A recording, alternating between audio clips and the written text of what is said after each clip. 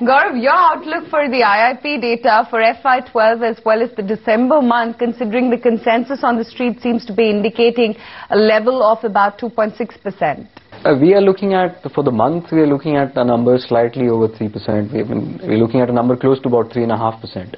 Because between November and December, there's generally a seasonal pickup. And the seasonal pickup is fairly strong depending on, the overall cycle. And considering that the PMI data did show some improvement compared to the month of November, we're expecting the December number to come somewhere near close to about 3.5%. For the full year, I think our number is pretty much close to what the CSO has projected. We were looking at about a number close to about 4.4 quarter. The CSO, I think, is the number CSO has is pretty close to that. So I think the concerns about the manufacturing sector persist, and I think the numbers this and the next month, in fact January, the base effect is favorable. In March the base effect becomes unfavorable again. So on the whole, I think the trend is not going to change. Manufacturing sector has shown weakness throughout this fiscal, and I think that will continue. Again, I think if we were to look at the use-based classification, I think capital goods will continue to stay on the weaker side, whereas it'll be interesting to see whether consumption, the consumer durables, in the month of November, there was a fairly strong bounce in both durables and non-durables on consumer side.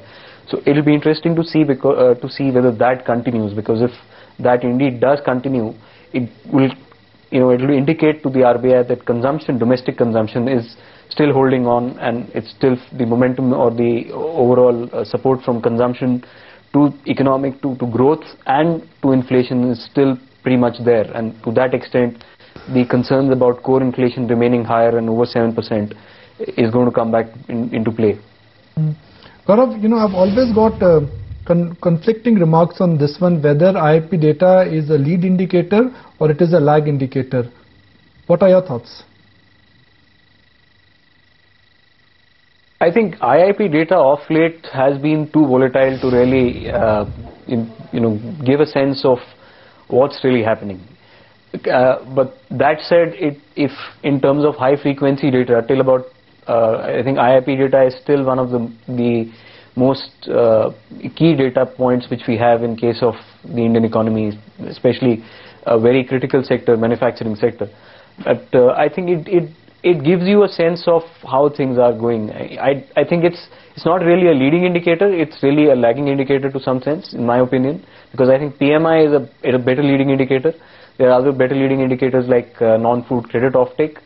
So IIP really is, to my mind, more of a lagging indicator, where you see the activity improving post the improvement in other supporting factors or other drivers of growth.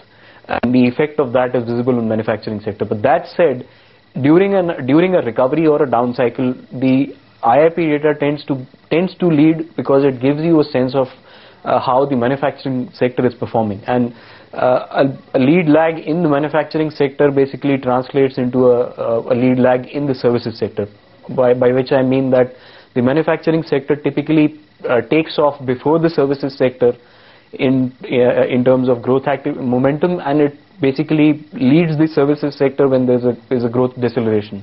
So that's what I think we are seeing. We've seen, if you were to look at the data for the last couple of years, manufacturing sector recovery was kind of led the recovery in the services sector, and now when you see the manufacturing data kind of coming off, or at least from the IIP numbers, you see this. I think the impact of that on services is visible.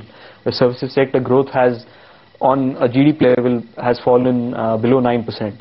So there is, I think, both a leading, a leading side to it when it comes to the services sector. But on the whole, I think for the manufacturing sector this really is a lagging indicator. Gaurav, what about liquidity? I mean, how do you see the situation panning out currently? And what is it that we can expect from the RBI after the CRR cut? More CRR cuts, policy rates, or more OMOs?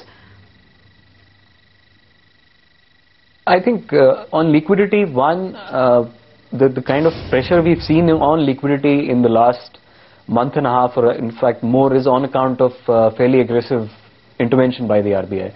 And that's where I think off late the RBI has not been intervening as aggressively, and the impact of that has been visible on some improvement in liquidity. Going forward, I think RBI would have to mix both. I think they would look to use CRR and OMOs till the time, till the time liquidity, or they get a better handle on the situation, especially on the capital flows, or they get a better sense of how capital flows would pan out over a period of time. But I think they would look to use the CRR. I think not before the policy. They would till that time they would continue to support the government's borrowing program through OMOs, because basically OMOs serve the purpose of supporting the government's borrowing program, whereas a CRR cut is really both a monetary and a liquidity management tool. To that extent, I think they will be careful in using the CRR, and I think rate cuts, in our opinion, will only occur around the April policy.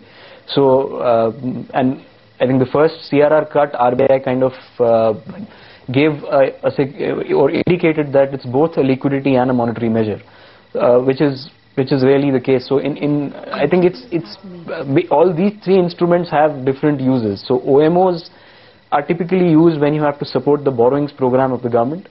CRR is used when you generally need to indicate easy monetary stance as well as inject liquidity, as the case was with the first CRR cut.